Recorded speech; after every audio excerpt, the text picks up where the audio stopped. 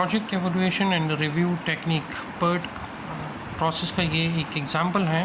एक प्रॉब्लम को हम सॉल्व करेंगे using PERT method. Question given है, consider the data of a project summarise in the given table. एक कॉलम में आपके पास एक्टिविटी गिवन है, दूसरे कॉलम में आपके पास प्रेडिसेसर्स गिवन है। ओ से मुराद optimistic time, pessimistic time, mean time and pessimistic time. 3 तरह के ड्यूरेशन आपको गिवन होते हैं इन द PERT प्रॉब्लम में। देखें, वही जिस तरह हमने CPM मेथड देखा था, एग्जैक्टली वही प्रोसेस ये भी है। एक्टिविटी ए का कोई प्रेडिसेसर नहीं है, दैट एक्टिविटी बी का भी कोई प्रेडिसेसर नहीं है और सी का भी कोई प्रेडिसेसर नहीं है। दैट मीन्स आप एक्टिविटी ए, बी और सी एट द बिगिनिंग आप स्टार्ट कर सकते हैं। ऑप्टिमिस्टिक टाइम है, मीन टाइम है एंड पेसिमिस्टिक टाइम है। ये डाटा आपको गिवन है। आपसे पूछा क्या गया है? आपसे पूछा गया है कंस्ट्रक्ट द प्रोजेक्ट नेटवर्क। आपने इस टेबल को देखते हुए प्रोजेक्ट नेटवर्क बनाना है। दूसरा, find the expected duration and variance of each activity. और तीसरा, आइडेंटिफाई द क्रिटिकल पाथ। तो सबसे पहले इस टेबल को देखते हुए आपने प्रोजेक्ट का जो नेटवर्क मॉडल है वो बनाना है। तो देखें, एक्टिविटी ए, बी और सी इनका कोई भी प्रेडिसेसर नहीं है, तो हम स्टार्ट में यहाँ से एक्टिविटी ए, बी और सी को स्टार्ट कर सकते हैं। देखें, ये मेरे पास नोड 1 है,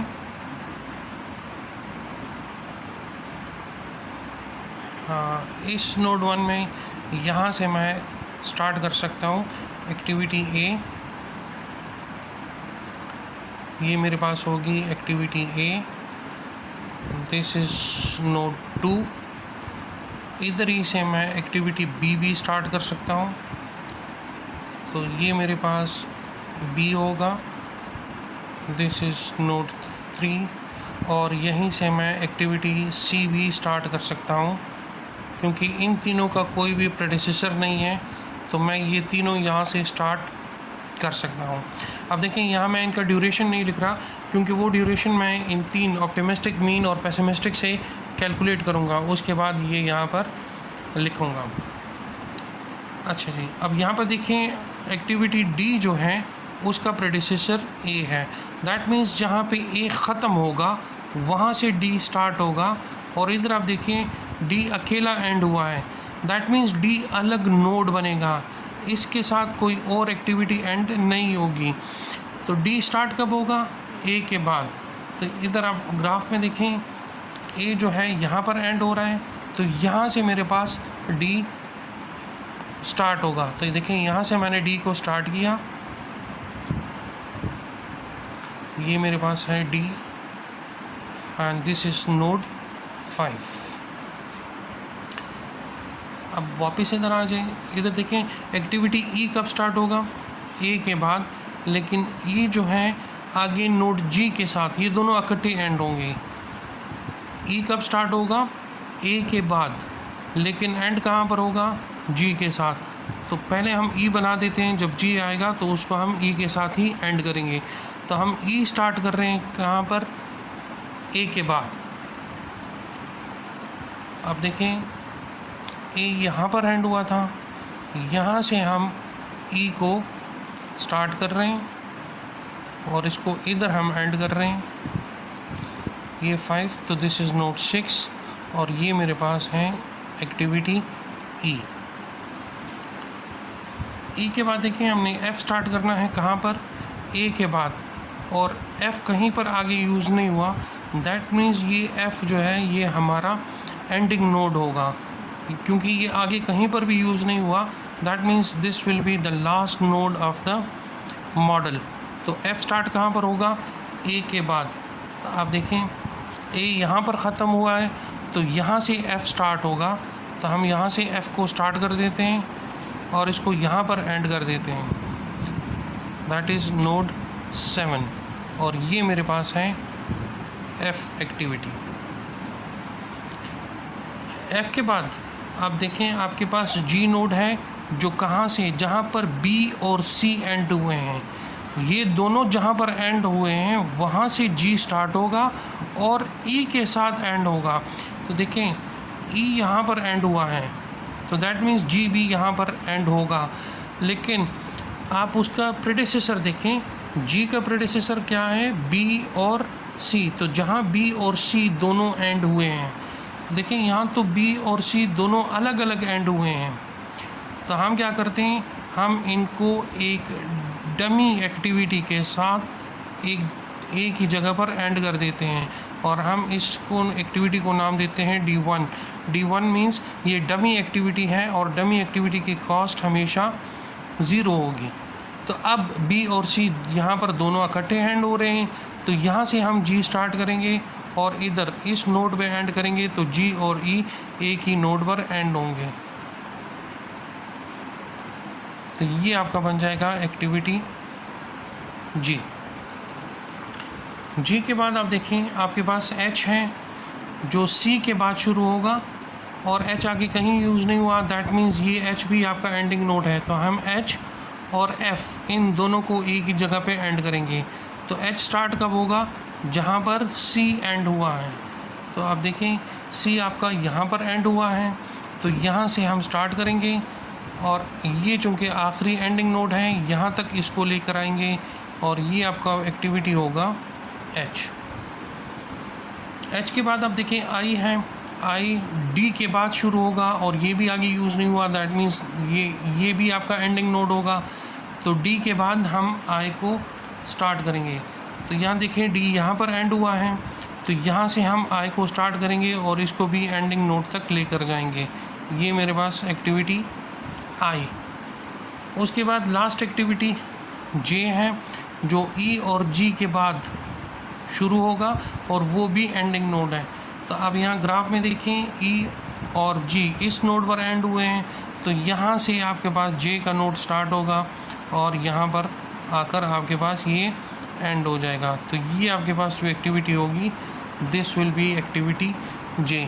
तो आपका नेटवर्क मॉडल इस तरह का बनेगा।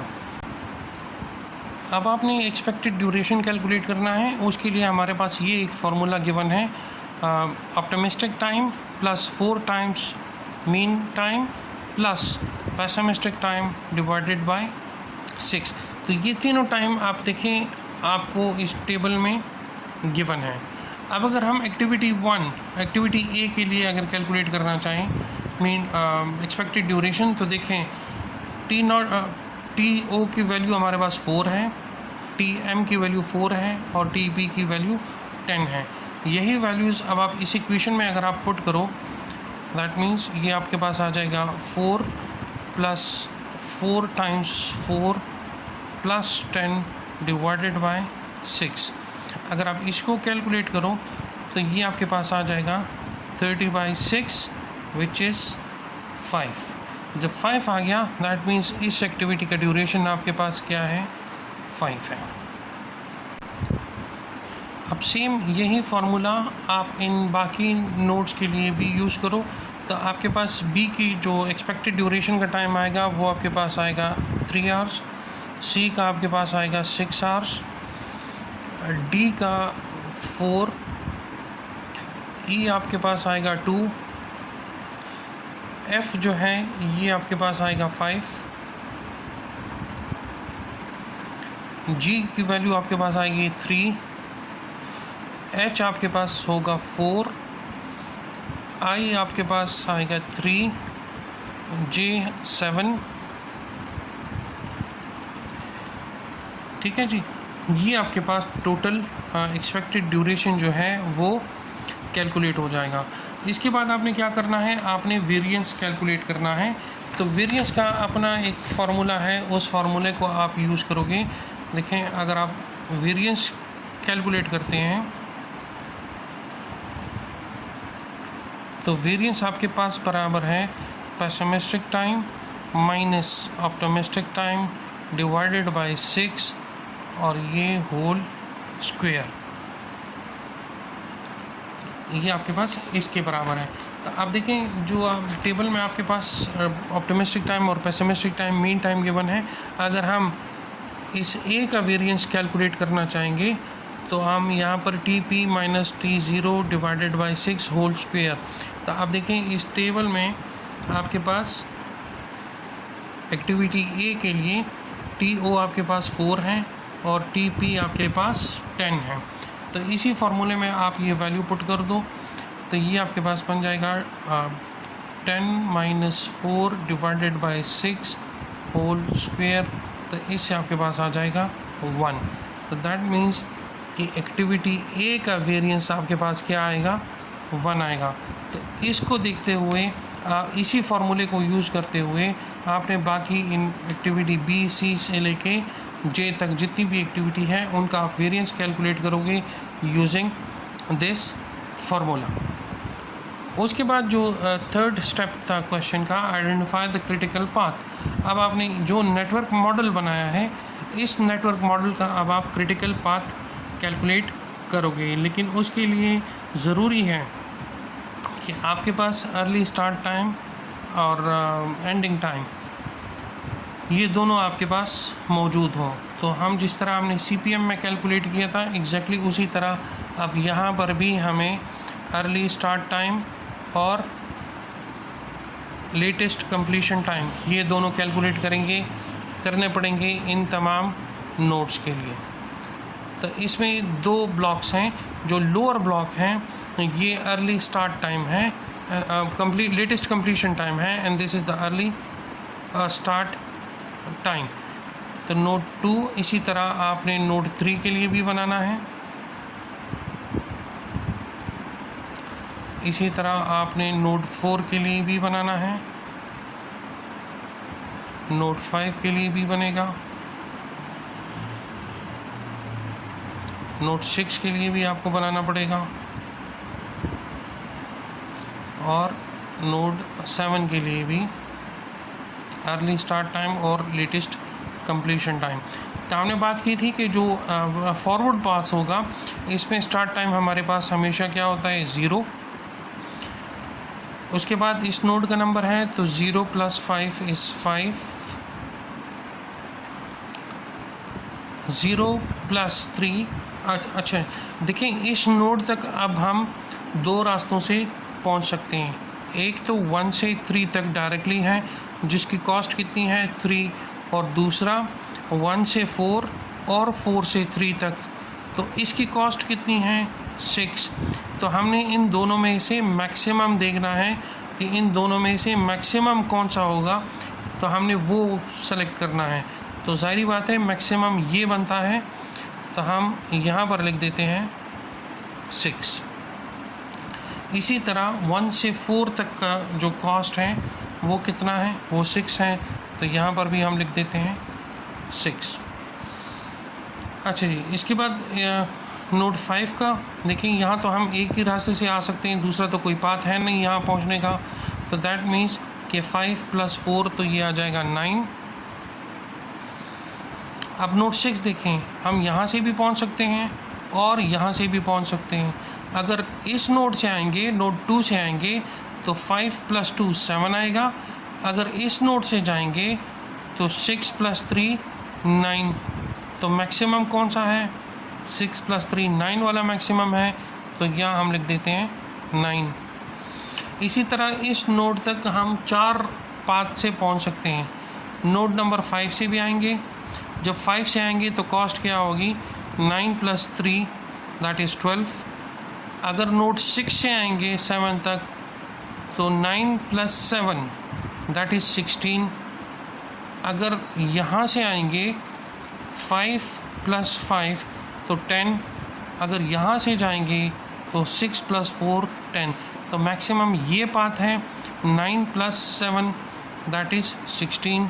तो ये मेरे पास आएगा 16। लास्ट नोड पे जो वैल्यू इस सेल में है वही वैल्यू आपके पास इधर भी आएगी 16। अब यहाँ से हम बैक पास पे जाएंगे, तो जब हम बैक पास पे जाएंगे तो हम मिनिमम को सेलेक्ट करेंगे। यहाँ से तो आते वक्त हमने मैक्सिमम वैल्यू सेलेक्ट की है, अब यहाँ से जाते वक्त हम मिनिमम वैल्यू को सेलेक्ट करेंगे। अगर नोड 6 तक पहुँचना है तो मेरे पास सिर्फ एक यही पाथ है, तो 16 - 7 दैट इज़ 9। 5 तक आना है तो 16 - 3 दैट इज़ 13। 4 तक आना है, नोड नंबर 4 तक आना है, तो 16 माइनस 4, तो ये क्या बनेगा 12। अच्छा, अगर मैं यहाँ से 16 माइनस 7 कर लूँ, दैट इज़ 9, 9 माइनस 3 इज़ 6 और 6 माइनस 0 इज़ 6। तो मिनिमम मेरे पास यहाँ से जो नोड आ रहा है वो 6 का आ रहा है। देखें इस नोड को पहले कैलकुलेट करते हैं। 9 माइनस 3, तो यहाँ आ जाएगा 6। अब इस 4 तक मैं यहाँ से भी आ सकता हूँ, यहाँ से भी आ सकता हूँ। 16 माइनस 4 तो ये 10 आएगा, और 6 माइनस 0 इससे 6 आएगा, तो मिनिमम 6 है, तो मैं यहाँ लिख देता हूँ 6। ये वैल्यू रह गई है। यहाँ भी अब आप देखो, आपने मिनिमम चूज़ करना है, तो 13 minus 4 is 9, 9 minus 2 is 7, 16 minus 5 is 11, तो मिनिमम ये 9 माइनस 2 वाला है 7, तो मैं यहाँ लिख देता हूँ 7। अब ये लास्ट नोड है, तो आप देखें आप यहाँ से भी आ सकते हो। 6 माइनस 3 उससे 3 आएगा, 7 माइनस 5 उससे 2 आएगा, और 6 माइनस 6 0, तो मिनिमम वैल्यू इस पाथ से आ रही है 6 माइनस 6 0, तो मैं इसको यहाँ लिख देता हूँ 0।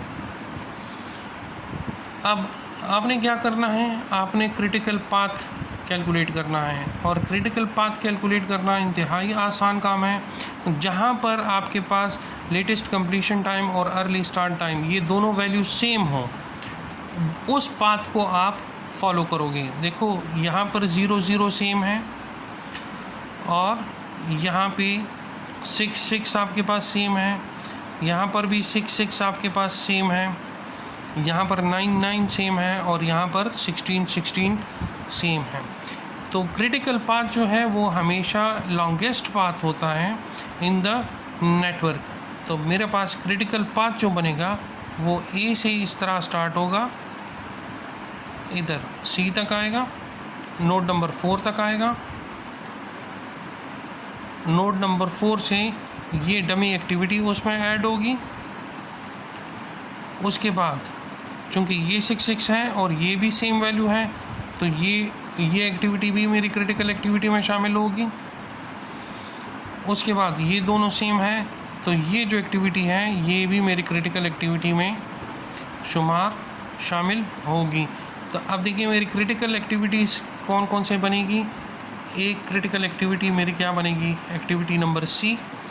तो मेरी जो क्रिटिकल एक्टिविटीज़ बन रही हैं उसमें क्रिटिकल एक्टिविटी में पहला है सी, उसके बाद ये डमी है D1, उसके बाद ये एक्टिविटी जी, और उसके बाद ये वाली activity which is activity number J. तो ये आपका क्रिटिकल पाथ होगा for this given network model. तो हमने इन तीनों क्वेश्चंस को आंसर कर दिया, हमने प्रोजेक्ट नेटवर्क भी बना दिया, हमने एक्सपेक्टेड ड्यूरेशन भी कैलकुलेट कर दी, हमने इस फॉर्मूले को यूज़ करते हुए वेरिएंस भी कैलकुलेट कर दिया, और हमने क्रिटिकल पाथ भी आइडेंटिफाई कर दिया। आई होप इस प्रॉब्लम से आपको PERT मेथड की थोड़ी बहुत नॉलेज समझ आ गई होगी, और आप फर्दर जितने भी प्रॉब्लम्स होंगे PERT मेथड पे वो आप सॉल्व कर सकेंगे। Thank you.